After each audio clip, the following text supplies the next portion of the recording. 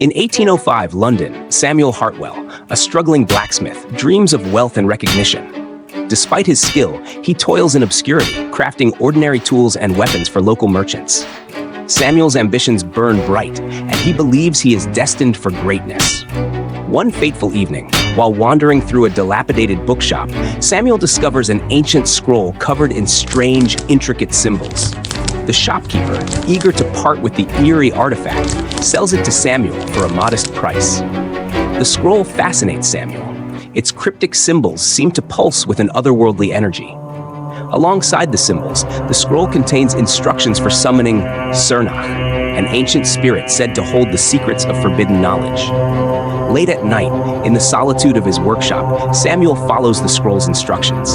He lights candles and arranges peculiar sigils drawn in chalk.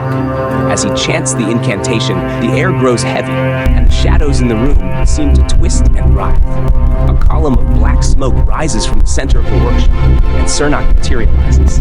The spirit, cloaked in shadow with veins of molten light, speaks in a voice that resonates like grinding iron. It offers Samuel the knowledge to revolutionize his craft, to create machines and tools beyond the comprehension of his time. The price: Samuel must swear loyalty and secrecy. Blinded by ambition, he accepts. With Cernach's guidance, Samuel crafts inventions that transform the industrial landscape.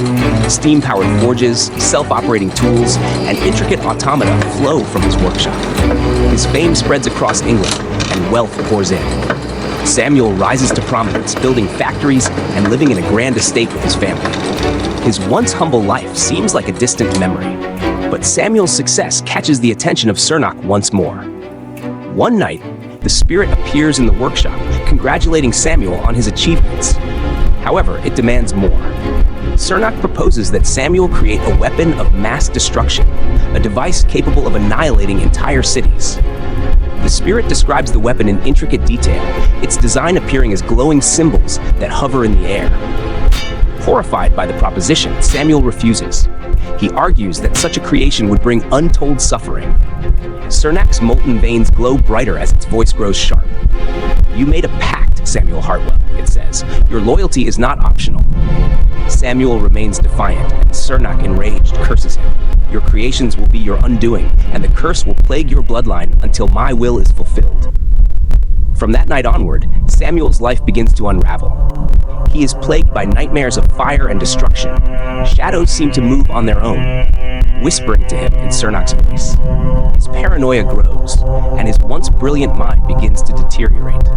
Despite his madness, his factories continue to produce, and his creations spread across the nation. Accidents plague his businesses, killing workers and fueling rumors of a curse. Samuel dies alone, scribbling desperate warnings about Cernach in the margins of the scroll. 15 years later, Samuel's son, Charles, discovers the scroll in the abandoned workshop.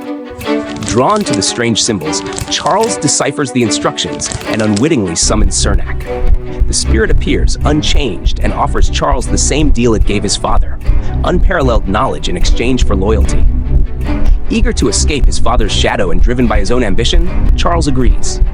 Under Cernach's guidance, Charles surpasses his father's achievements. He creates machines of war, automated artillery, steam-powered vehicles, and other inventions far ahead of their time. His fame and fortune grow even greater than Samuel's. Charles marries Eliza, a woman he deeply loves, and they have a son. For a time, it seems Charles has everything he ever wanted. But tragedy strikes when one of Charles's inventions, a steam-powered artillery cannon, malfunctions during a public demonstration. The resulting explosion kills Eliza and their infant son. Devastated, Charles descends into despair and guilt. He turns to opium and laudanum to numb his pain, but his addiction only deepens his suffering. Cernach appears to Charles in his darkest moments, urging him to continue his work, promising that greater power will bring him peace. Instead, Charles's grief and addiction consume him. One fateful night, he dies of an overdose in his study, clutching the scroll that cursed his family. Despite the deaths of Samuel and Charles, their inventions live on. Charles's war machines and Samuel's industrial designs are adopted and adapted, fueling wars and industry across the world. The weapon of mass destruction that Samuel refused to create is eventually developed by others, its design eerily resembling the glowing symbols Cernach once showed him.